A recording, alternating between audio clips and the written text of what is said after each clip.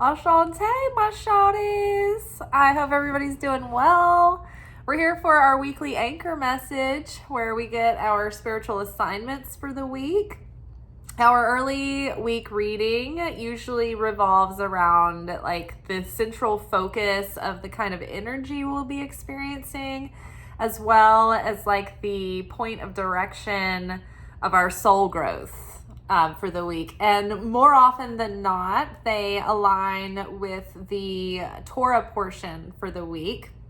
And so somebody was asking me who my teacher is, who my Kabbalah teacher is that I talk about. And so there's a bunch of rabbis and ravs and teachers that I follow. I do talk about David Guillaume a bunch. And I've taken classes with him for several years at the Kabbalah Center, but I think he's not teaching through the Kabbalah Center now. But you can follow him on Instagram, and he has some of his own workshops available through his like link in bio. He also has a YouTube channel and a podcast. And so his name is David Guillaume. So it's Ghiym. And then on YouTube also, I follow Rav Daniel Katz, Katz. And then I also follow on YouTube Rabbi Manis Friedman. He's really great. And there is a guy named Rebbe Adam Mitzak, I think. He's a student of Rav Daniel Katz, and he is on Instagram. So any of those are great. I also take classes through the Kabbalah Center. And I've read a lot of Kabbalah books, but I would say the most impactful, if you want to get into a more deeper understanding of the tree of life, would be the Mystic Kabbalah by Dion Fortune. That book is hard. It was written in like the 1930s. It's all very technical dogma, but it's good to learn all the layers. Like Kabbalah is best understood through many different angles and perceptions, and so you understand like the scientific side of it, and then you understand the ways that it applies to like your day-to-day life, and then you understand some of the ways that it's transcending your soul and connecting you with your spirit. So there's different ways to approach the study and embody the study. So I hope that gets you going. It actually ties into one of the cards for the week, mentor. So if you guys want to follow me on Instagram, I'm Liz_Taylor_magic, magic with a CK. And there you will see these posts that we do, except earlier. So I write these blogs and I post them midday, Monday, Wednesday, Friday on Instagram. And so it's usually when I come in after work that I actually do the longer video for the day. So if you want to get a heads up and an earlier look, just follow me on Instagram. Okay, amazing. And last but not least, like this video and subscribe to the channel. I don't think you'll regret it. That'll help us get these videos out into the algorithm and help other people find them as well. And if you are resonating with any of the material, leave a comment. If you don't know what to say and you want to help out by leaving a comment, you could always leave a couple of keywords that you think would be SEO friendly, search engine optimizational friendly, for other people to help find this video too. So any participation, any keywords, anything that you do will help these videos get out to other people and support the channel. Okay, and then if you want to go deeper, you want more material from me, I have the 2025 prediction series available for sale for $10 in my Stan store. It seems like, to me, the Stan store is very straightforward. There's no like extra menus. It's just like you go to the page and there's only 2 listings. I have a marketing course for sale. It is a master resale rights course. So if you buy that course, you can then sell that course as a product. I did not write the digital marketing course. I bought it, and then when you buy the course, you also get the rights to resell that course. So that's just there in the store. I didn't want to spend another $30 a month to have a second store. So that's why there's another product. Otherwise, there's only the 2025 prediction series. And so that is $10. That has a yearly overview, a quarterly breakdown, and monthly readings. And so you'll have a yearly reading with an in-depth channeling of how I think, what I think is going to come up through the year.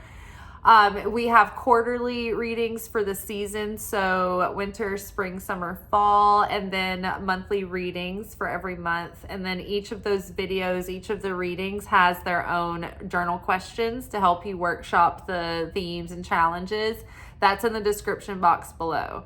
So you're not going to have an option. You just get the whole prediction series as a package. That is a one-time payment of $10. It's not like a subscription. And then once you see that listing, you click on the listing, and there's a buy now button. You actually click on the buy now button. The whole thing isn't like a hyperlink. I'm just going into this detail because someone had a lot of trouble navigating this store. And I've had other people tell me that they were confused. And so I don't know. It's like a bunch of people have been to the shop. So I'm like, did you guys not want to buy, or did you just get confused? So you click on the buy now button. That will take you to a screen that has more description about the videos, and then a payment page on that page. And the only payment options are either PayPal, or you can use a card through Stripe. So if there's still issues with the store, let me know if there's any glitches. But also, if there's not, don't tell me there is, because I will obsess over this. So if you find glitches, then let me know. If it's user error, then try to do your best. Okay. All right. Maiden is the first card that came out. The Healer, followed by the Mentor. And then underneath Maiden, we have the Fool. Underneath the Healer, we have Five of Pentacles. And underneath Mentor, we have King of Wands. And then at the bottom of the reading, these cards came out and they wouldn't leave me alone. Even though they were more than I wanted to pull, I was like, I couldn't not include them. So everything kind of is summarized with the vow and the womb. Okay, so the Maiden and the Fool. So last week, the emphasis was on the fact that we had become the Crone, right? So regardless of our age, we've all been through a collection of experiences, and the collective has experienced this over the last few years that really culminated some of the thematic, consistent issues that we all have in our own life. Every one of us have a bag of tricks, right? And this is our tikkun, this is our karma. And this bag of stuff, this baggage is our emotional baggage from this life. It's our spiritual baggage, it's our spiritual debt. But it's also, sorry, I gotta allergy nose. It's also our negativity that we've accrued from past lives and other lives, and just the ongoing issue of going thoroughly through our soul and awakening all the dimensions of our consciousness and our soul. So we have all been through a lot, and we've been, shifting into an up level, a next level. And there are growing pains and birthing pains in this transitional time as we're kind of getting started in a new path, in a new story, in a new life. And so last week we were looking back on our experiences and what life has offered us as sort of the crone. The crone archetype is the elderly woman. So the maiden, the mother, and the crone. The maiden is the ingenue, the young woman who we see depicted in all the Disney movies, right? The princess who, is always lured into the dark forest. They get, enticed into adventure and danger and lured into traps, right? But the maiden gets to go on the adventure kind of because of their naivete and their just kind of stupidity and their like over willingness to be trusting and optimistic. And so I've been this person my whole life. Like I'm always the person that gets kind of pulled off into the offbeat hijinks. But the thing is, it unfolds into these really magical, fun, crazy experiences and memories. But then again, that also is the thing that, can lead you into poor judgment calls and dangerous situations or costly mistakes. So, it's not dealer's choice, but it's the luck of the draw. Anytime. I think your destiny is also woven into these experiences as well. But nevertheless, we're looking back on our life as the crone, and we're like, okay, I see how life's experiences offered me. There's maiden, mother, and crone. So there's maiden. Mother is obviously the queen, the mother that takes care of the children, nurtures the children and the family. It's the part of your life where you're growing your career, your purpose, all of these things. You're in empress mode, you're in creator mode, right? The maiden is like experiencing, gathering information, going on adventure, new, wet behind the ears, the novice. The queen is like in her creation mode, embodying the wisdom, gaining more wisdom. And then the crone is the person who has gone through all of the experiences, has digested and processed the experiences, and now can embody that wisdom and look back on life and go forward in a new phase of creation with that experience and wisdom and understanding at a higher level. So even though we may not literally be in our crone years, we have crone wisdom through all that we've been through collectively and individually, particularly culminating in the last few years. So last week we looked back on our life and we saw how life really offered us a lot of twists and turns and ups and downs and unexpected variables. And I think we were realizing that instead of getting caught in a loop of like feeling sorry for ourselves and bemoaning how things went, woulda, coulda, shoulda, crying over spilled milk and getting caught up in regret, we were realizing how many times life's odd variables and unanswered prayers and detours were actually blessings in disguise. And we really didn't see it until hindsight or later, or upon further inspection. What we dismissed and bemoaned as ill fortune was actually like something that protected us or set us up for a win, or was the thing that pivoted our situation and sent us into a different direction, right? So a lot of those things we see, okay, life never happened to me. It was always happening for me. And we took away all the gems and the treasures and we started embodying that. This week, we are, now that we have the wisdom of the crone, the understanding of the crone, the experience of the crone, we're setting out on a new chapter, on a new adventure, the Fool here. But when you're in the stage of the crone, you're tired.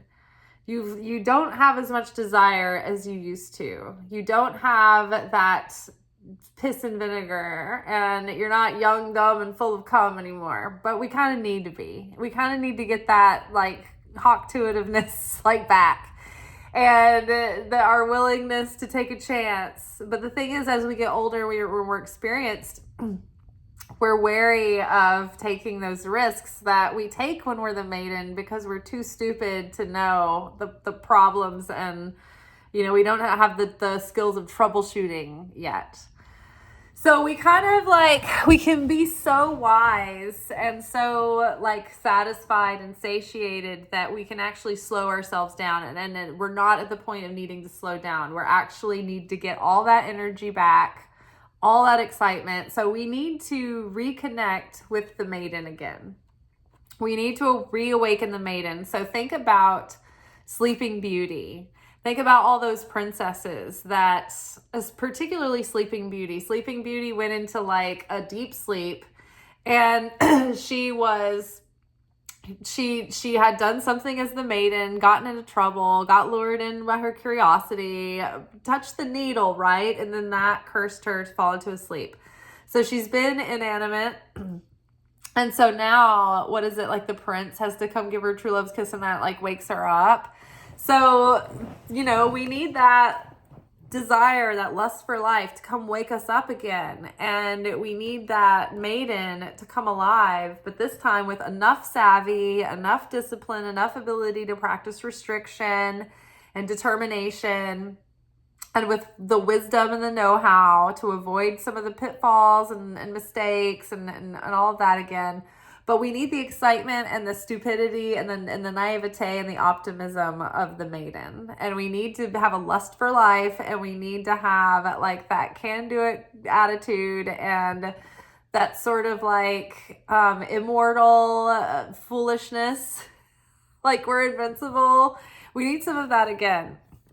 See the detail of the fool, and she's walking along the path, and she doesn't even realize that she's walking on like some danger. Like the disguised crocodile is looming out of her awareness, out of sight, right?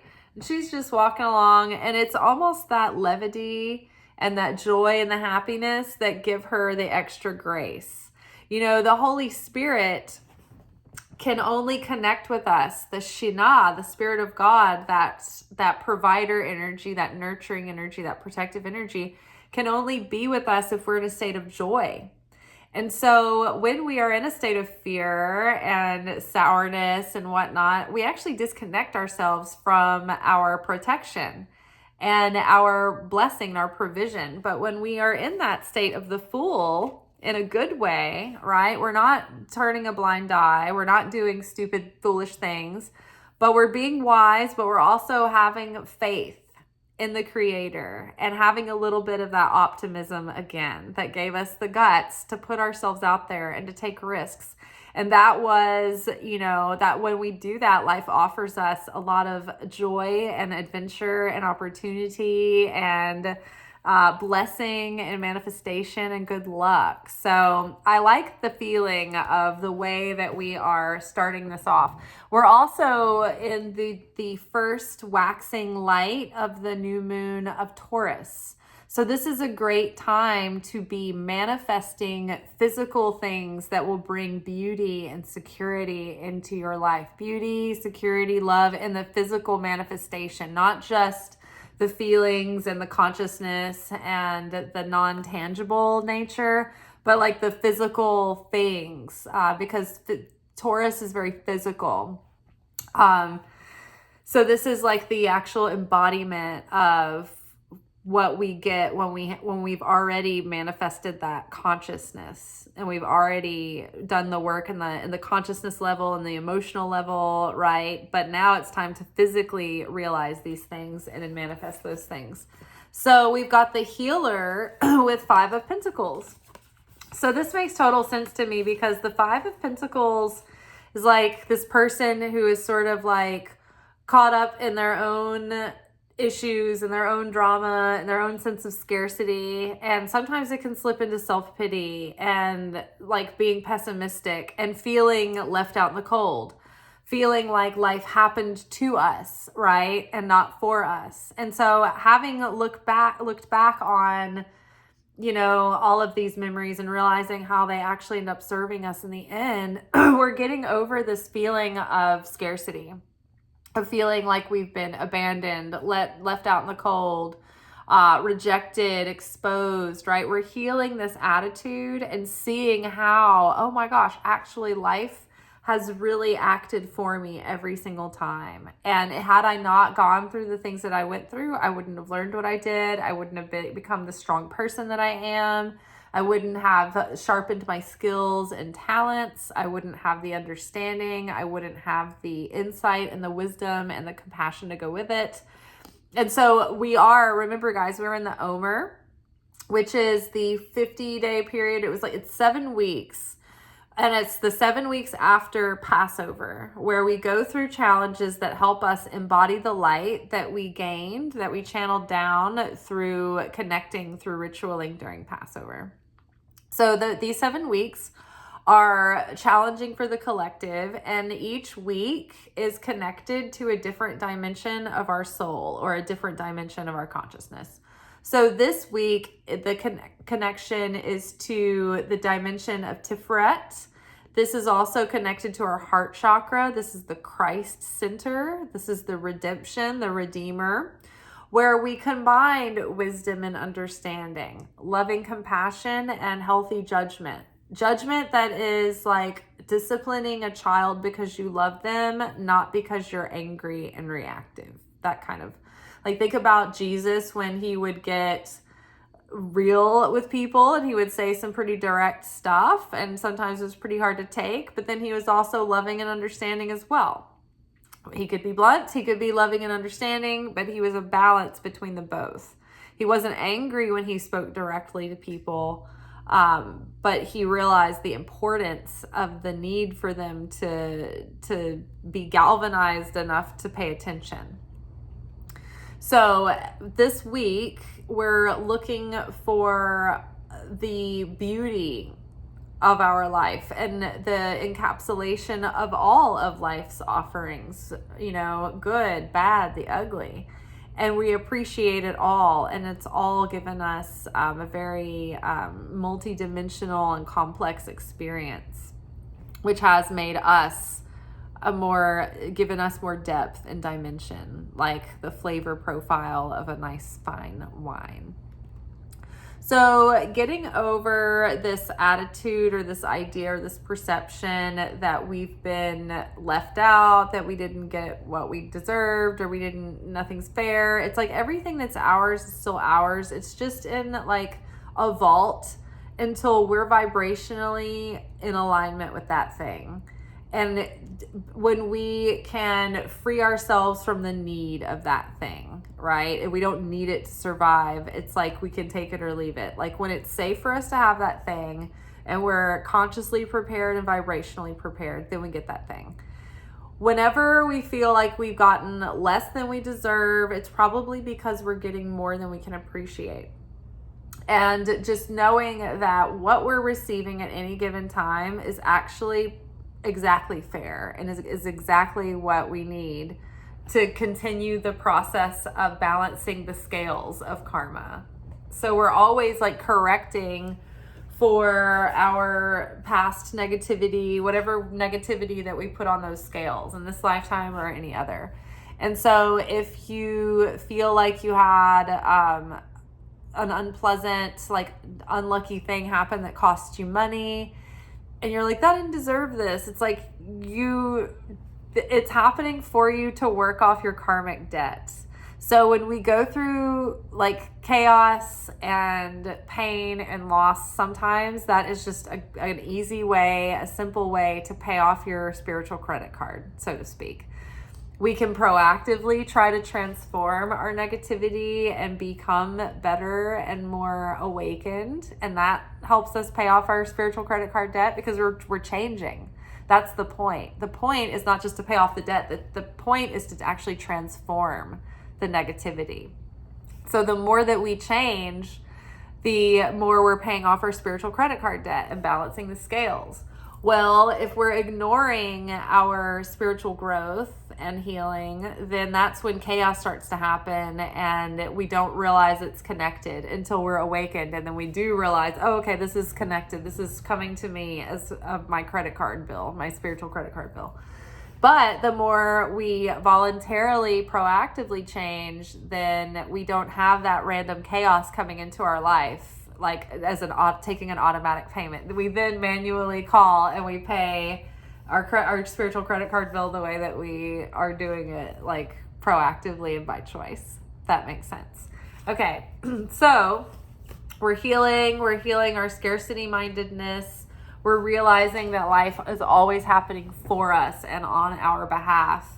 And the mentor card, it's like having that higher understanding and then feeling like we're ready to get out there and beat the drum and be on fire and full of passion and ready to take like emotional and spiritual leadership and responsibility for our lives, right? So that means that when we feel like we're in these scarcity times, we take responsibility, we take ownership for ourselves. We're like, okay, it feels like this is unfair, but I'm going to pretend like it's not unfair. I'm going to pretend like it's exactly fair, and I'm going to take responsibility for anything that I can to own my consciousness in this moment, to transcend beyond this, to not be reactive or downtrodden by what life is offering me, but by being determined to overcome and persevere and continue on, right? There was also something in one of the podcasts I listened to today. I was listening to the weekly energy forecast, which usually talks about the corresponding energy of the week. That is the corresponding energy to the Torah portion of the week. That is another Kabbalah Center like teacher resource. So you can watch this podcast that's like a video version of the podcast. You can listen to the podcast or watch the video on YouTube. But you go to the Kabbalah Center channel, and one of their playlists is called the Weekly Energy Boost. And so that is a discussion every week. I think they usually release it on Sunday or Monday, and it corresponds with the coming energy of the week. There is also the Spiritually Hungry podcast. That is also, you can find it on video with the Kabbalah Center channel, and then it has its own playlist, same one on YouTube. And then you can find the Spiritually Hungry podcast, but that is done by the head, like Rav, like teacher, like Michael Berg, and his wife Monica Berg. They're both like the head teachers, I guess you'd say, at the Kabbalah Center. But they have a podcast and they're married. They're the Rav and his wife kind of thing. They talk to one another in a podcast every week. And so that's a really good way to like listen in and get a lot of teaching that's like current with the week and the weekly energy, but the Spiritually Hungry podcast. So that's really good. Another great resource. So anyway, in the weekly energy boost today, I remember the woman, she's a Kabbalah teacher also and moderator for some of the other classes. Her name's Elisheva. She was talking about something about this week being good to connect with a mentor and to connect with a teacher that you can learn under.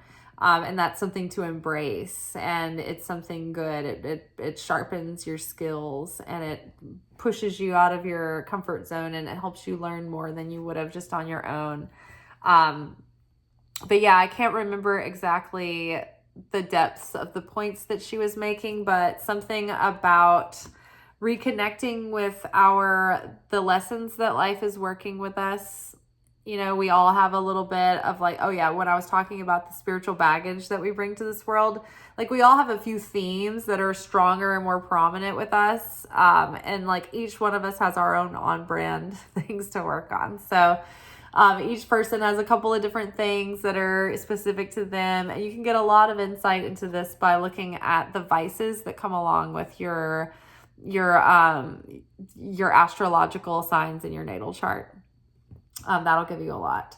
So yeah, we're getting our passion, we're getting our spiritual take chargeness back, our sovereignty, our spirit and moxie and determination and perseverance. And we're ready to beat the drum and get out there and do our thing, make an effort, but like have real discipline, real determination. The King of Wands is like the master of industry, but also has the strongest certainty and faith and belief in the creator. They're the most spiritual, they're the most industrious, and they're like the entrepreneur a lot of times. innovative, passionate, and energetic, and very organized and leader oriented. If it goes like to the extreme, this could be like an overbearing sort of like aggressor, but I don't think that's what it is. But I think it's more so like getting in touch with our life's lessons, being passionate about what we're doing again, and putting a lot of fresh energy into that. And also maybe reconnecting with, finding new mentors, having a renewed sense of appreciation for the ones that you have, and just